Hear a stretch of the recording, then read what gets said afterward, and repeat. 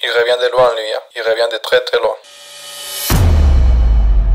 Voilà les runners, soyez les bienvenus dans ce nouvel épisode d'Anecdotes de Running. C'est déjà le 15e épisode pour ceux qui suivent sur Insta et sur TikTok. Ici sur YouTube, c'est le tout premier épisode qui sera posté comme ça en intégralité. C'est le premier en version longue, donc c'est un épisode très spécial. C'est un épisode qui parle de quelqu'un, d'un runner qui est du Honduras, comme moi. Vous verrez, c'est une histoire très touchante. Je vais pas vous spoiler. Allez, on y va. Je m'appelle José Sosa et dans le milieu de la course à pied, je me fais appeler El Correcaminos. En fait, c'est un mot en espagnol. J'ai cherché la traduction en français, c'est les géocoucous. Voilà. En gros, c'est les bip bip, quoi. Comme ça, c'est plus facile. J'ai 30 ans et je suis médecin et chirurgien. Depuis que j'étais un enfant, j'ai toujours fait du sport. Je suis du Honduras et ici, 99% des enfants, garçons, font du foot. Je confirme, même si on gagne rien en tant que pays. Mon père faisait du foot et ma mère a même joué pour l'équipe nationale. Mais ma maman a aussi fait de l'athlétisme et des courses de fond. Pendant mon enfance, j'ai fait du foot, mais une fois l'adolescence arrivée, j'ai pris du poids. Merci les burgers, les frites que j'ai tant aimé. Oui. Néanmoins, vers la fin du lycée, j'ai repris une bonne forme physique, mais cela n'a pas duré parce que là, j'ai commencé mes études en médecine et les longues journées à l'université m'ont poussé vers un mode de vie pas très sain. Et oui, toujours difficile ces changements dans la vie quand on essaie de garder une routine, mais la routine change, donc il faut s'accrocher, quoi, il faut s'accrocher. C'est à partir de ma 3e année que j'ai eu le déclic. J'ai décidé de changer les choses. C'est là quand le running est arrivé dans ma vie. J'ai commencé à perdre du poids et cela m'a donné de la motivation. Mais au début, je n'arrivais pas vraiment à courir. J'avais bien mes chaussures de running, mais tout ce que je faisais était de la marche. C'est pas grave. Il faut commencer quelque part, donc c'est pas un souci. Mais j'ai tenu bon. Et fur et à mesure, je me suis amélioré jusqu'au point de commencer à courir pour de vrai. Cependant, j'étais toujours loin de participer à une course officielle. À l'époque, je courais seulement pour me dépasser. Ben, ça suffit. Il n'y a pas besoin de faire des courses pour être un vrai runner. Je me souviens que la première fois que j'ai couru 12 km, j'ai eu des courbatures pendant toute la semaine d'après. Mais j'étais tellement fier de l'avoir fait. Ça, c'est la douleur qui fait du bien. C'est là que ma collègue de la faculté de médecine m'a motivé à m'inscrire dans une course au nord du pays. Ça allait être un 10 km et ma collègue pensait que j'avais déjà le niveau pour le faire. Ça, c'est des bons collègues à toi, hein? Le seul souci, j'ai foiré l'inscription et je me suis inscrit à la distance 21 km. Donc un semi au lieu d'un 10 km.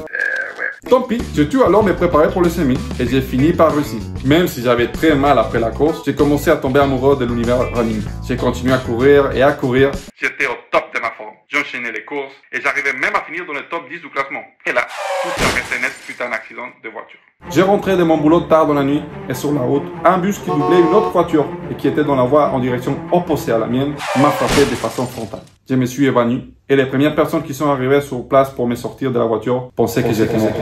Heureusement, ma montre Garmin que je portais depuis que je suis devenu un runner a détecté mon accident, donc elle a déclenché un appel au secours. Ça fait bien plus que te donner ton allure et ton BPM, donc waouh, c'est formidable.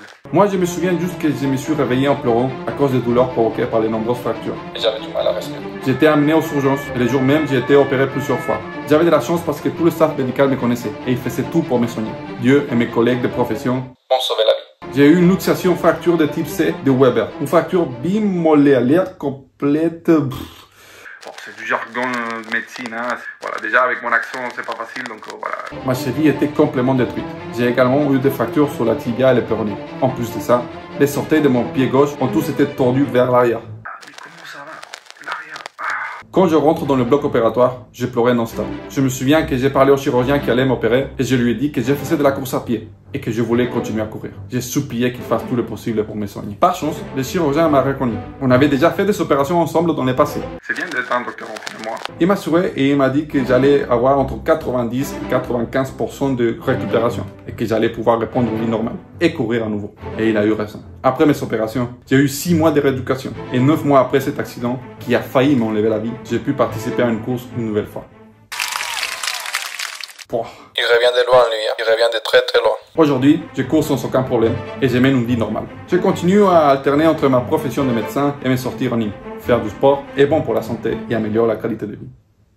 C'est une histoire très forte. Merci José de l'avoir partagé. Ça fait des frissons honnêtement. C'est incroyable. Des fois la vie ça se joue à rien.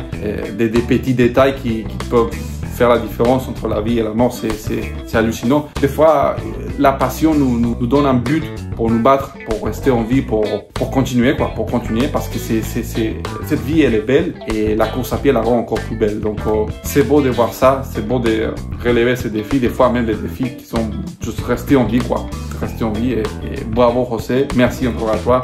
Merci à vous les runners. Si vous aussi vous savez des histoires, que ce soit drôle, que ce soit épique comme celle-ci, que ce soit des anecdotes particulières, vous pouvez les partager avec moi, vous m'envoyez un message, vous mettez ici en commentaire comme vous le souhaitez et comme ça on peut s'arranger pour que je puisse la raconter ici dans un nouvel épisode d'Anecdotes de Running. Donc déjà je vous dis merci. Si tu n'es pas encore abonné, je t'invite à le faire tout de suite, comme ça tu pourras suivre les prochains épisodes et tous les autres contenus running que je poste pour vous. Donc merci encore une fois, je vous dis à bientôt. Allez, ciao, adios.